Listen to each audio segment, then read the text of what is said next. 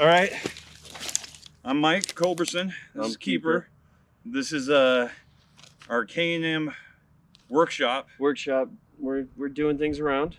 We So got the chainsaw out, clearing up brush on your land. No. So this is the planned spot for the chicken coop.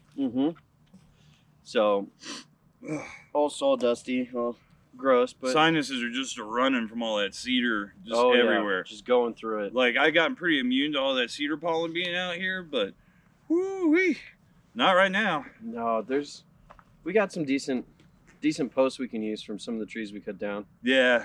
So we'll do that. Got to finish up. Got to fix the chainsaw blade, and then it popped off.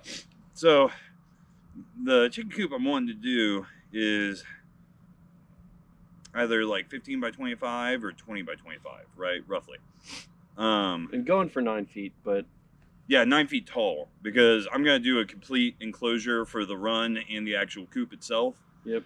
And I'll let my chickens free range sometimes, but not all the time. No, not all the time, especially not out here. Something's gonna get it. Yeah, guaranteed.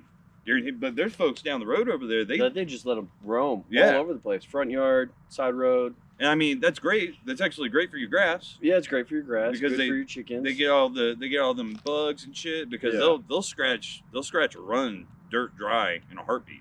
Oh, definitely. But this is where we're at. We got, I don't know, I'd say about 30-foot clearing, 35-foot clearing. Yeah, roughly. Roughly by 25 once we trim back some of these trees. Not cut down them, just trim them back.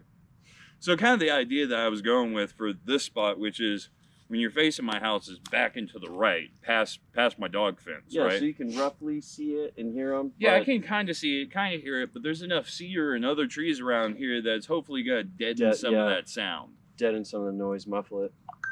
Either that or I'll have to start killing roosters. Oh, roosters. Middle of the night, calling.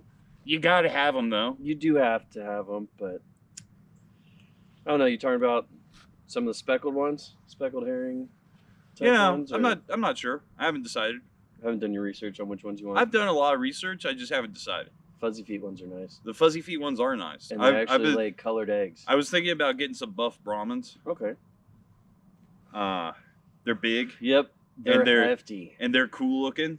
And if they don't lay an egg, you have great chicken. Yeah.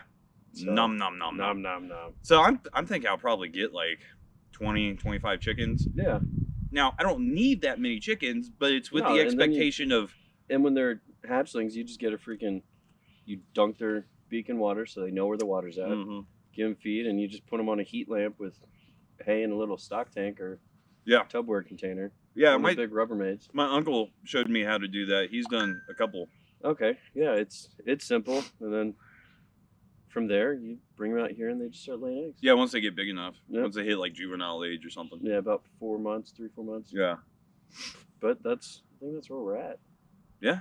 So I'm excited. This project's been waiting for a while now. It's been waiting. Things have been popping up left and right. Yeah, I mean we're busy. We had a forced time. Yeah. Yeah, this was especially right now. This is holidays. It's holiday time. And tomorrow's New Year's Eve.